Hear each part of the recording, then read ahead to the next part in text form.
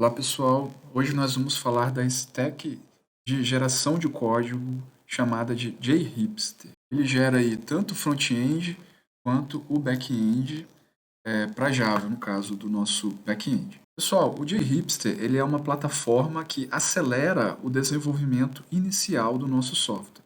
Ele traz também ferramentas para facilitar o nosso deploy, para a construção de aplicações web e também para arquitetura de microserviços. Nós vamos falar mais especificamente da parte de aplicações web no exemplo que eu vou trazer para vocês. Pessoal, algumas características desse gerador inicial de código. Ele já tem um ORM embutido, ele tem um front-end inicial que ele cria para a gente, e esse front-end pode ser em Vue, React ou Angular. Tem alguns outros geradores também no marketplace dele, que gera, por exemplo, em outros tipos de linguagens de front-end. Ele gera para a gente o back-end em Java, utilizando aí uma linguagem chamada de JHipster Domain Language, ou JDL, mais especificamente para a criação dos modelos de classe, nossos modelos de domínio. Ele gera para a gente os testes com frameworks conhecidos como o Cucumber.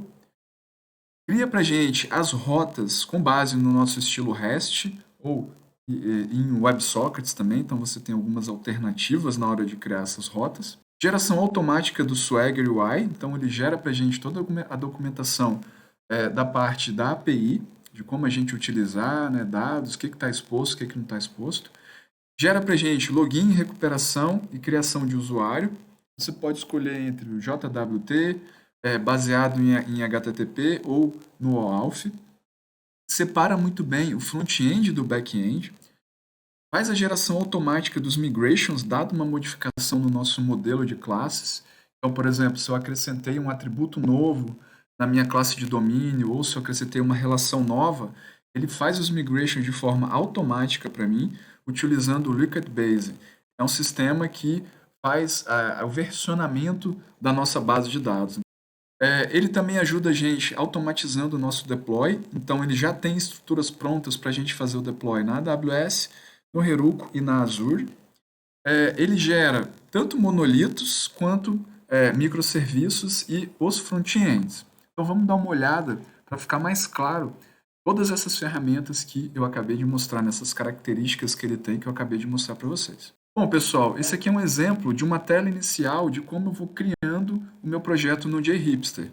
Então, eu informo aí o nome da minha aplicação, o nome do pacote Java, escolho qual o tipo de autenticação que eu quero, escolho também qual é o banco de dados que eu quero, coloco se eu quero utilizar qual banco de dados em produção, qual banco de dados em desenvolvimento, posso colocar se eu quero utilizar algum tipo de cache no meu back-end, se eu quero utilizar alguma ferramenta de busca específica, então ele já traz para a gente, por exemplo, o Lucene, que é uma ferramenta muito bacana de busca textual. Se eu quero clusterizar, se eu quero utilizar WebSockets ou REST, se eu vou utilizar qual tipo de gerador, né, de construtor, Maven ou Gradle, então eu consigo selecionar aqui essas características. Se eu quero construir a minha aplicação web, se eu quero construir só o meu back-end e se eu quero utilizar algum framework de teste, né? Qual que eu quero utilizar. Então, tudo isso aqui, pessoal, é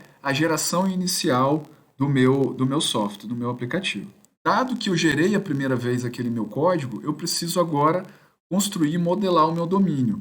Então, essa aqui é a interface do JDL Studio, que é o que ele utiliza para poder validar a sintaxe do que você está fazendo, e ele também mostra para você, de uma forma mais bonitinha, de uma forma de diagrama, como que está ficando essa linguagem aqui que você está implementando. Então, no caso aqui específico, é um sistema de controle de tarefas. Eu tenho tarefa, descrição, a data de fim, data de criação, status, que é um enum. Eu coloquei aqui, né, a fazer, fazendo e feito. E eu tenho uma categoria, que são as categorias dessa tarefa. Eu posso vir aqui também e colocar os relacionamentos, então uma tarefa vai pertencer a uma categoria, né? Uma categoria pode estar presente em várias tarefas. E eu tenho as relações quantidade básica também, que é o usuário. Então, uma tarefa de um usuário, uma categoria também vai pertencer a de um usuário. Então, conforme eu vou editando aqui, ele vai mostrando aqui para mim essa diferenciação, né? Esse diagrama que eu estou construindo.